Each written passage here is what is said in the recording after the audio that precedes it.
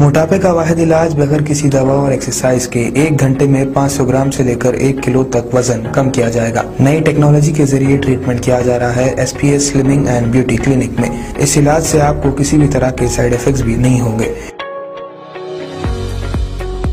Colour improvement, pimples और dark circles के लिए भी आप आ सकते हैं SPS slimming and beauty clinic, Hyderabad, Abids beside Agarwala sweet house. Screen पर दिए गए नंबर्स पर कांटेक्ट करें। Chairman A18 Telangana news Mohammed Azam Ali. Bharatiya Janata Party BJP के MP इटेला राजेंद्र ने आज बरोज़े मंगल 24 सितंबर को तेलंगाना के वज़ीर आला A रेवंत रेड्डी से सवाल किया कि हुकूमत ने प्रसाद के IMAX थिएटर को मुनहदिम करने के लिए कोई कार्रवाई क्यों नहीं की। उन्होंने हुकूमत को मज़ीद चैलेंज किया कि वो झील के उन इलाकों का दौरा हासिल करे जो तफरी मैदानों में तब्दील हो चुके हैं। उन्होंने मज़ीद सवाल किया कि हुसैन सागर के आसपास प्रसाद के IMAX थिएटर, पैराडाइज बिरयानी, जल विहार और दीगर जैसे इदारों को कैसे तामीर करने की इजाज़त दी गई। ये सब FTL पर बनाए गए हैं, ताहम आप उनको उतार नहीं सकते, इसीलिए आप गरीबों को निशाना बना रहे हैं। उन्होंने रिमार्क्स दिए। ప్రాజెక్టులు కడతాం, అక్వైర్ చేసుకుంటాం, ప్రభుత్వ కార్యాలయాలు కడతాం, గవర్నమెంట్ అక్వైర్ చేస్తుంది. మన ఫార్మాసిటీ పేరిట 13,000 ఎకరాలను ఎట్లా అక్వైర్ చేసావు? అక్కడ ₹1 కోటి, ₹2 కోట్ల విలువ ఉన్నప్పటికి కూడా నువ్వు అక్వైర్ చేసి 10 లక్షల రూపాయలకు అక్వైర్ చేస్తున్నావు. ఏదో ఒక అక్వైర్ చేయాలి కదా. నువ్వు అక్వైర్ చేయకుండా నీ తాత జాగీర్ లాగా నువ్వు ఇవాళ వచ్చి ఇవాళ మొత్తం కూలగొడతా, నువ్వే ఇవాళ కొత్తగా పుట్టొచ్చినట్టుగా, నువ్వే కొత్తగా ముఖ్యమంత్రి అయినట్టుగా, అంతకుముందు ప్రభుత్వాలు లేనట్టుగా, అంత ప్రభుత్వాలకు ఈ ఎకలాజికల్ బ్యాలెన్స్ గురించి లేకపోతే ఇతరత్వ గురించి ఆలోచించడానికి మాట్లాడే మాటలు థర్డ్ క్లాస్ మాటలు ఇవి. నేను అడుగుతా ఉన్నా, ఇలా వాళ్ళు అంటున్నారు మేము చెరువులను కాపాడాలి. నేను అంటున్నా, చెరువులు కాపాడే ధైర్యం నీకుంటే, దమ్ముంటే, నిజంగానే ఆ మంచి అభిప్రాయం అనుకుంటే నా హుస్సేన్ సాగర్ లో తాగే నీళ్ళకి తయారు చేయి ఫస్ట్.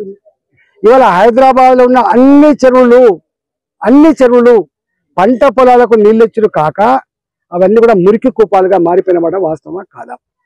ఇవాళ ఆ చెరువు చుట్టుపక్కల ఉన్న వాళ్ళు దుర్గంధపూరితమైన బతుకుతున్నారు. ఈగలు, దోమలు, గుర్రపు డెక్క వాసన, అసలు జ్వరాలు.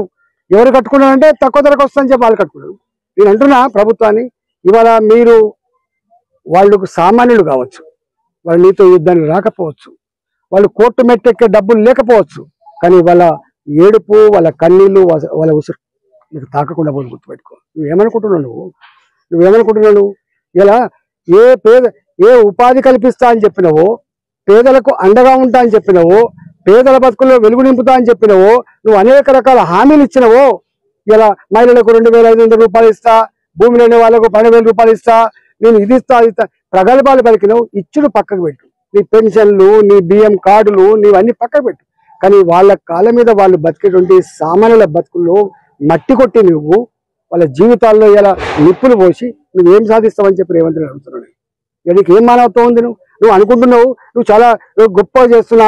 కొద్దిమంది తెలియని వాళ్ళు, సోషల్ మీడియాలో ఉన్నటువంటి వాళ్ళు కావచ్చు, కొద్దిమంది తెలియని వాళ్ళు ఏమనుకుంటుంటే నిజమే చెరువులు అక్రమంగా ఆక్రమించుకున్నారని చెప్పండి. అరే అక్రమంగా ఆక్రమించుకున్నారా, సక్రమంగా ఆక్రమించుకున్నారా బయటపెట్టు. నేను అడుగుతున్న ప్రభుత్వం దమ్ముంటే ఈ హైదరాబాద్ లో ఎన్ని చెరువులు ఉన్నాయి, ఇన్ని చెరువులు ఎన్ని మాయమైనవి, ఈ మాయాని కారకులు ఎవరు? ఇవాళ బతుకమ్మకుంట అంబర్పేటలో ఎవడు మాయం చేసిండు?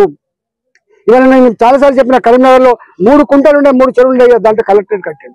ఇవాళ అనేక చెరువులు, అనేక కుంటలు. ఇవాళ ఇక్కడ కృష్ణకాంత్ పార్క్ ఉంటుంది, ఈసుబుడలో ఉంటుంది, అనేక చెరువులు. మాసప్ ట్యాంక్, దాని పేరే మాసప్ ట్యాంక్. ఇలా క్రికెట్ గ్రౌండ్ అయిపోయింది. ఇవాళ నీవు కొన్ని